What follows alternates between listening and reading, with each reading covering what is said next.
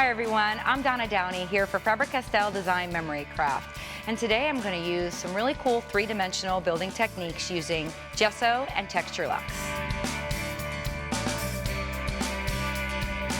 If you've seen in another episode where I created a mosaic background, creating it so it will be a permanent layer, we're going to build off that. I've got a canvas here.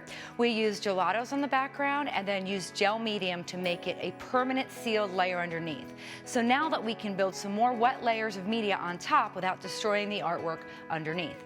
I've got a mask here, and if you don't know what a mask is the positive space of a stencil. And I'm going to use that on my canvas, position it where I want. And the trick, the really cool technique to this is if you've ever used a stencil or a mask and you've had the paint or the color sink underneath, I've got a trick to show you how to stop that from happening. And it's going to involve a little bit more gel medium. So I've got my gel medium here, just going to take a small brush and I am going to tack this down technically with the gel medium by securing the edges. So just going around the edges, what this will do, since gel medium is clear paint, it'll keep a clear barrier so that when I apply gesso on top of this, it will not seep underneath my mask and create a blurry outline. Now that I've used the gel medium to secure that outline edge in place, I'm going to go ahead and use some gesso. I kind of say if you're a grungy girl and you want it messy, then make it sloppy. If you're pristine, make it nice and even. I just wing it and go for it.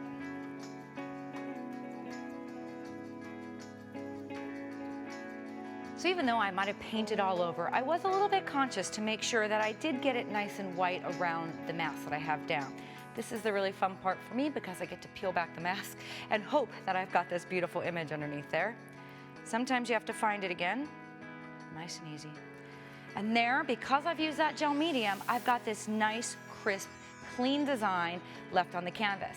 So I've got that gesso layer dry, and what's really interesting is if you put it on nice and thin in some areas, you can get all of that color that you've left in the background to show through, but still it's far enough in the background not to compete with the subject in the foreground. I'm going to have to use my mask again because I'm going to use that so I can keep this area clean as I put the texture Luxe through another stencil on top of here. Like I said, layer, layer, layer, texture, texture, texture. That makes me happy. So I'm going to try to line this up as best I can. There we go. And I'm going to take this stencil. Now this one has a bunch of text on it. I just like the look of that. I'm going to be able to use the texture Luxe, the gold texture Luxe, to really give it this nice pop jeweled type effect. Get it on my palette knife. Now you do have to be a little conscious that you're not putting this under the stencil. So I'm just going to make sure I'm putting pressure, especially around the stencil of the deer that I have underneath there, just to make sure it's not going underneath. And I'm going to try to have an even hand. And I'm not looking for perfection here. And because this canvas is a bit bouncy, it's going to push. I have to just be very diligent. All right, so my favorite part, lifting up the stencil to see what we have underneath. Perfect. And even though these little imperfections here, I kind of like them. If you want to clean them up, you could take a baby wipe, but I like the organicness of it. So if it doesn't come out perfect, love it, because all this gold in there just makes it look gilded and absolutely beautiful. So that's what we have today, using texture Luxe, using gesso to create these beautiful and dynamic textural designs.